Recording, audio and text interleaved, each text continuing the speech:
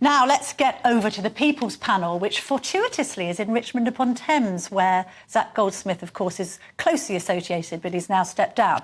Katherine Forster's there. And Katherine, I've got Steve Barkley on to talk about the NHS. What questions do the People's Panellists have for my guest today? Yes, we've got lots of questions, and we're here in Lamendine Patisserie in the very lovely Richmond upon Thames today. Of course, Lord Zac Goldsmith used to be the constituency MP here before he lost his seat and was put in the House of Lords. Generally, the consensus is he was a good MP. Let's talk first to Philip. Philip, you're a barrister. What did you make of him and his role with the environment and his resignation? Well, Zac was a first-class constituency MP here in Richmond. We're very sad that he lost his seat to the Liberal Democrats. They are basically an irrelevance. They have shoddy deals with the Green Party.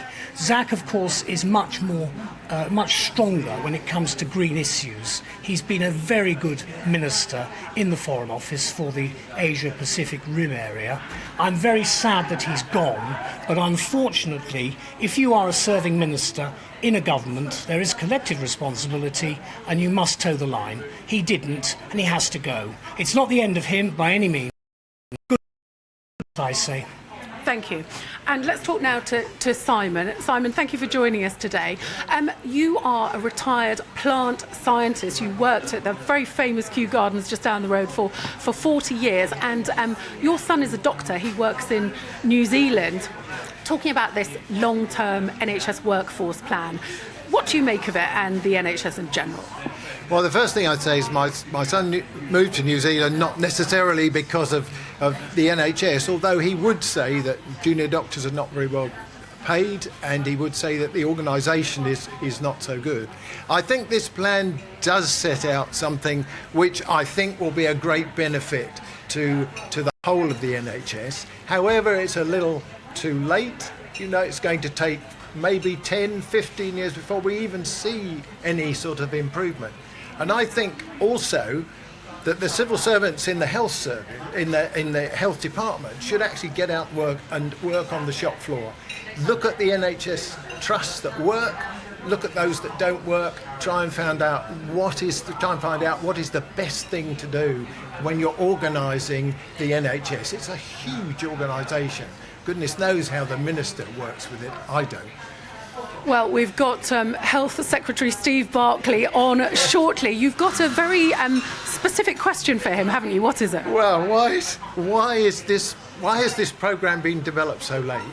You know, I mean, it is almost too late for the National Health Service, really. You know, we need something which can be a relatively quick fix. Thank you. And San, which is also in this constituency, you worked in Hong Kong for years. We've been talking about Rwanda. Do you think it will work, and do you think it will happen? I think it will work, and I think it has to be given the opportunity to be tried. The French seem incapable of turning the boats back or even smashing the people smuggling ring. So we have to do something, and to process them offshore, I think, is an excellent idea, and I think it has to be tried, and I think it will deter the boats crossing. And Philip, back to you quickly. We're nearly out of time, I'm afraid. As a practising barrister, you take a bit of a different view on Rwanda, don't you? And whether it would, in fact, work as a deterrent if and when the planes ever take off. I do have a different view, and I think I'm one of many members of the bar who've practised in the immigration tribunal. I've had many clients who have sought asylum. My concern is I do not believe that we will see the Rwanda policy actually implemented. I believe that by the time that the decisions are made, we'll have a general election and we'll have to see what happens. I'm very uncomfortable, as many members of the bar are, about the actual policy itself. I don't believe it's a deterrent. I still think the boats will come. Rishi is very brave to try this on, and I'm sure he will win eventually, but it's a long-term problem. Certainly a huge problem with no easy answers at the moment. So that's it from us, Camilla, in Richmond. We look forward to seeing what all the politicians have to say, and we'll be back to you a bit later in the programme.